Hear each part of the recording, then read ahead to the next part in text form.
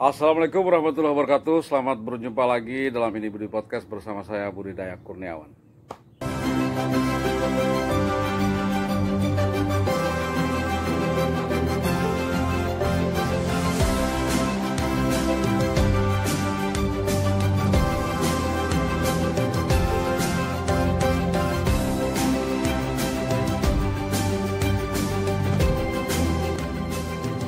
Kali ini kita akan berbicara dalam Opini Budi. Saya akan bicara tentang penunjuk jalan atau nama-nama jalan di sekitar kantor Gubernur Kalimantan Selatan yang sesungguhnya tidak banyak mewakili kedaerahan atau kelokalan Kalimantan Selatan.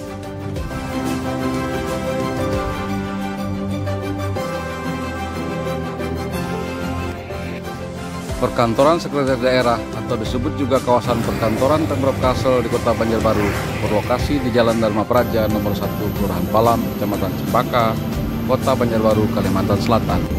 Jaraknya sekitar 15 km dari Bandara Samsudin Nur, Banjarbaru. Dalam sejarahnya, Kalsel sudah menata perkantoran pemerintahan dengan berpindah dari Kota Banjarmasin ke Banjarbaru.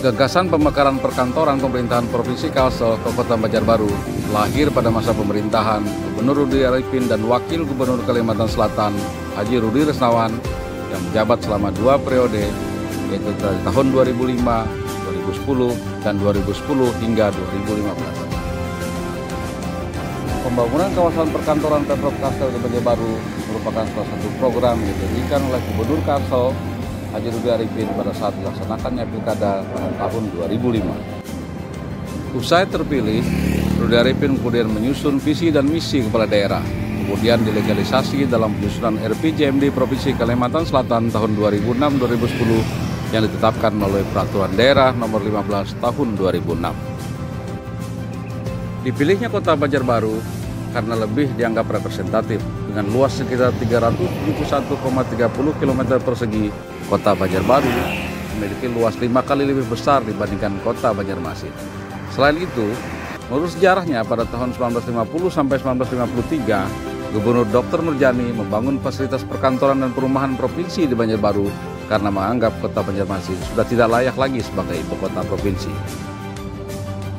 Konon pembangunan pusat perkantoran Provinsi Kalimantan Selatan diilhami oleh pembangunan Putrajaya, Malaysia.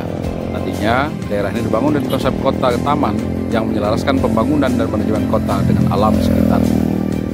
Pada tahun 2006, dilakukanlah tahapan-tahapan seperti kajian dari Bapeda yang terdiri dari 4 lokasi alternatif di Kota Banjarbaru, yaitu Guntung Upih, Loktabat, Sungai Ulin, dan Gunung Kupang. Lalu terpilih lokasi kawasan perkantoran di Gunung Upih di Kecamatan Banjarbaru, dan berencana lokasi ini ditetapkan dengan SK Gubernur Kalsel nomor 0397 tahun 2006. Pada tahun 2007 dilaksanakan kajian komprehensif oleh Universitas Lambung Mangkurat dan Balitbangda. Lalu pada tahun 2007 itu pula terjadi pembebasan lahan perkantoran di Guntung Upih, Kecamatan Cempaka. Pada tahun 2008, site development oleh Dinas PU dibangun.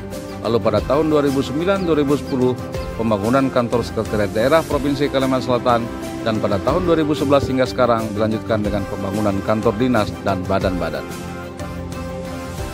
PUPR kala itu memperkirakan pembangunan kawasan perkantoran di Banjarbaru akan menelan biaya sebesar 1,5 triliun rupiah hingga 2 triliun yang diprogramkan hingga tahun 2025 dengan luas total seluas 500 hektar. Seiring dengan disahkannya Undang-Undang Nomor 8 Tahun 2022, Banjarbaru menjadi ibu kota provinsi, kantor-kantor pemerintahan pun memenuhi kompleks perkantoran Provinsi Kalimantan Selatan di Banjarbaru.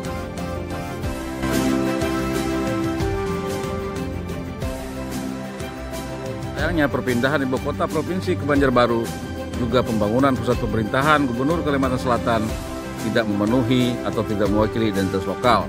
Identitas lokal hanya nampak pada bangunan dan arsitektur yang dibangun di pusat perkantoran, sementara nama-nama jalan tidak mewakili identitas lokal sama sekali. Nama-nama jalan di kantor Gubernur Kalimantan Selatan mengadopsi istilah-istilah pemerintahan. Ada Abis Praja, Bangun Praja, Taruna Praja, dan lain-lain yang bisa jadi awam bagi sebagian banyak orang.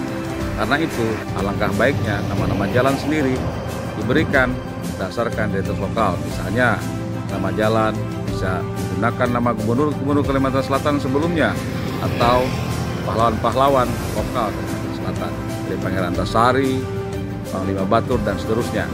Ini bisa jadi dianggap hal kecil, tapi pusat pemerintahan provinsi harusnya mewakili identitas lokal Kalimantan Selatan.